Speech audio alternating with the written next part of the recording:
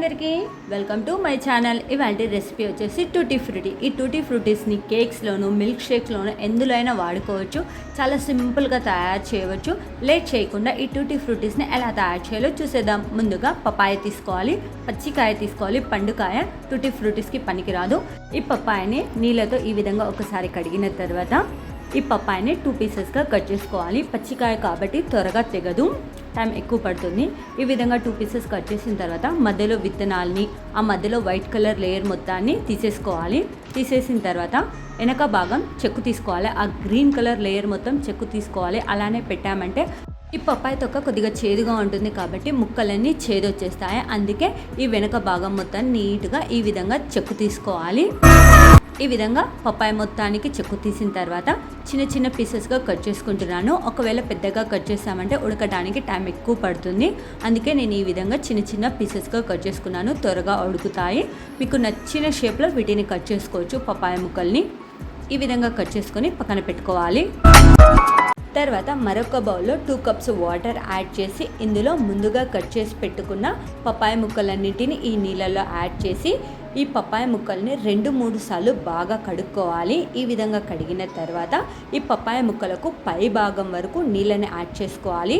Add చేసి ఈ papaya ముక్కల్ని ఉడికించుకోవాలి. ఈ పప్పాయ ముక్కల్ని కొద్దిగా మెత్తపడే వరకు ఉడికించుకోవాలి. ఈ పప్పాయ ముక్కలు చాలా త్వరగా ఉడుకుతాయి. టైం ఏం ఎక్కువ పట్టదు. మినిమం 5 మినిట్స్ 10 మినిట్స్ పడుతుంది. ఈ పప్పాయ ముక్కలు ఎలా ఉడికాయని మనం తెలుసుకోవాలంటే ఈ విధంగా పప్పాయ ముక్కని పట్టుకున్నప్పుడు కొద్దిగా మెత్తగా ఉంటే మనకు ఈ పప్పాయ ముక్క ఉడికినట్లు. ఈ విధంగా ఉడికించుకున్న తర్వాత ఇందులో నీళ్ళన్నిటిని తీసేసుకోవాలి. తర్వాత మరొక బౌల్లో 1 కప్పు చక్కెర యాడ్ చేస్తున్నాను. 1/2 కప్పు వాటర్ యాడ్ చేసుకోవాలి. ఈ చక్కెర కరిగే వరకు నీళ్ళని హీట్ చేసుకోవాలి. చక్కెర కరిగిన తర్వాత ముందుగా ఉడికించుకున్న పప్పాయ ముక్కలన్నిటిని ఈ చక్కెర పాకంలో యాడ్ చేసుకోవాలి.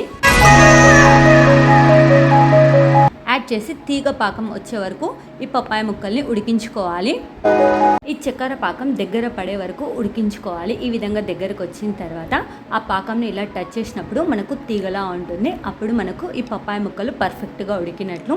ఇలా ఉడికించుకున్న పప్పాయ ముక్కలన్నింటినీ ఒక్కొక్క బౌల్లో యాడ్ చేస్తున్నాను. యాడ్ చేసి ఇందులో మీకు నచ్చిన ఫుడ్ కలర్ని యాడ్ చేసుకోవచ్చు. నేనైతే రెడ్, ఎల్లో, ఆరెంజ్ని యాడ్ చేస్తున్నాను. గ్రీన్ కలర్ని ఇలా ఫుడ్ కలర్ యాడ్ చేసిన తర్వాత ఈ పప్పాయ ముక్కలన్నిటిని బాగా కలుపుకోవాలి.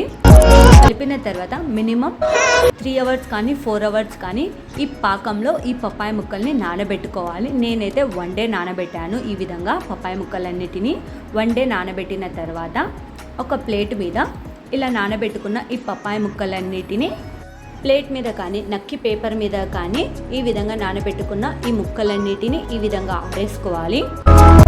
వీడియోలో నేను చూపించిన విధంగా మినిమం ఎండకైతే 1 డే అయితే సరిపోతుంది. ఎక్కువ ఎండకు పెట్టామంటే ఈ పప్పాయ ముక్కలు గట్టిగా అయిపోతాయి. నేనైతే ఫ్యాన్ కింద 2 డేస్ ఆరబెట్టుకున్నాను. 2 డేస్ తర్వాత ఈ విధంగా వచ్చేసాయి నాకు టూటీ ఫ్రూటీస్. ఇంకా మనకు టూటీ ఫ్రూటీస్ తయారైపోయాయి. ఈ టూటీ ఫ్రూటీస్ని ఎండకు ఎక్కువసేపు పెట్టామంటే గట్టిగా అయిపోతాయి, రుచిగా ఉండవు. కాబట్టి నార్మల్ ఎండకు ఒక 1 అవర్ పెట్టండి. ఈ టూటీ ఫ్రూటీస్ పర్ఫెక్ట్గా వచ్చేస్తాయి. ఈ టూటీ ఫ్రూటీస్ని మనం ఎందులో అయినా యూజ్ చేయవచ్చు. బ్రెడ్స్లో కానీ మిల్క్ షేక్లో కానీ ఎందులో అయినా వాడుకోవచ్చు.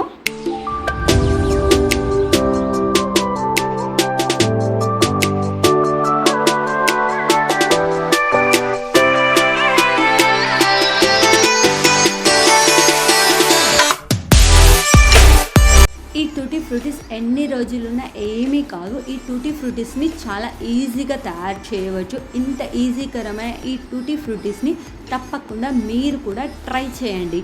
Thank you for watching my channel.